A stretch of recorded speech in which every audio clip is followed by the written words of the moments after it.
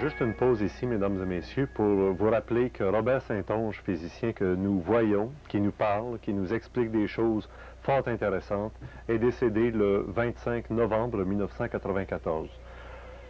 Quand on disait « les morts parleront aux vivants », ben, c'est peut-être déjà une façon de réaliser ces fameuses prophéties. Il a lui-même choisi le moment et la manière de mourir. Évidemment qu'à notre époque, on est encore scandalisé par le fait.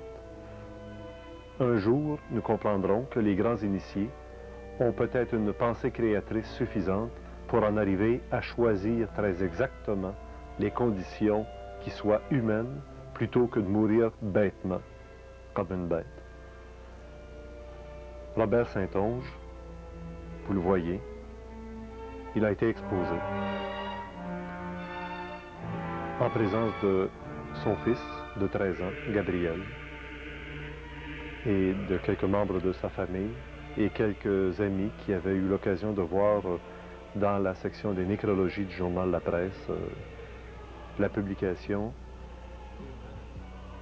avant la cérémonie. Vous entendez présentement une chanson. C'est une chanson que Robert Saint-Onge lui-même affectionnait tout à fait particulièrement lorsqu'il était enfant lui-même. Dans le creux de leurs mains, ils tendent aux passants des objets dérobés au bazar. Demandez à des gens du public un bon dimanche à l'Université du Québec à Montréal, ou plutôt au Cégep Maisonneuve, de nous donner leurs souvenirs justement des époques où il était à l'Université du Québec, où il était avec nous au Cégep Maisonneuve, où il donnait des séminaires un peu partout au Québec. Alors, écoutons les réflexions de ces gens qui l'ont bien connu.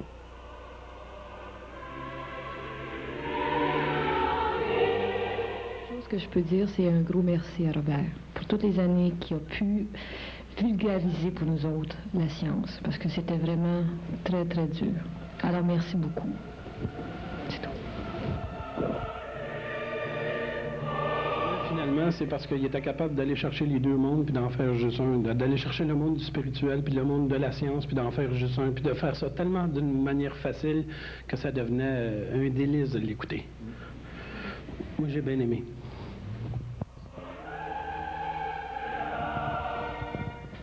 Moi, la seule chose que je peux lui dire, c'est qu'il continue son chemin. Nous autres, on va faire du mieux qu'on peut ici. Mais un jour, on va aller certainement le rejoindre.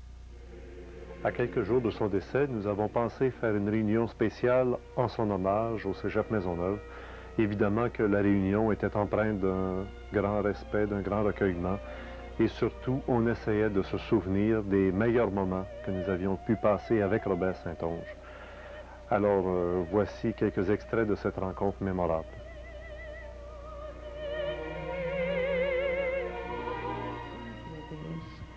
Fait que là, à un moment donné, bon, la veillée passe.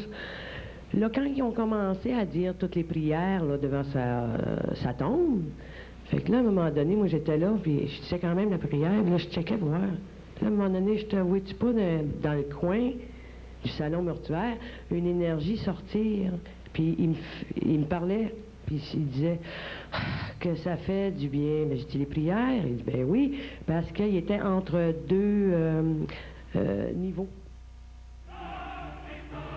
Dans cette émission d'ésotérisme expérimental consacrée à la mémoire de Robert Saint-Onge, qui est décédé il y a à peine un mois, ici au Québec, vous vous posez peut-être la question de quelle façon est-il décédé?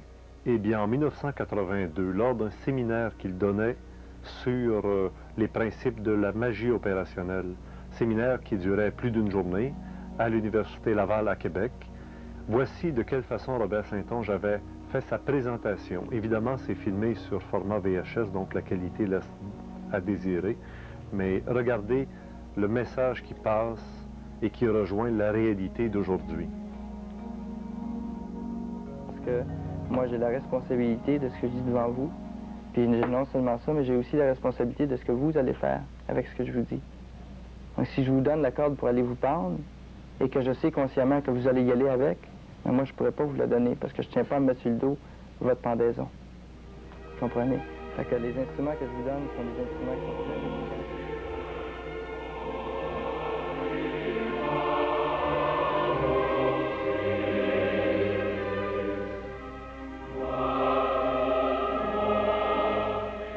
Il y a bien sûr tout un débat à faire, un débat social concernant ce qu'on appelle le suicide. Il y a bien des façons de se suicider. Lorsqu'on sait que certaines maladies, comme certains cancers, sont provoquées inconsciemment par la personne elle-même. Et d'autres, encore beaucoup plus évidentes, qui ne sont que le fruit d'expériences et de tentatives, disons, subconscientes de vouloir en finir.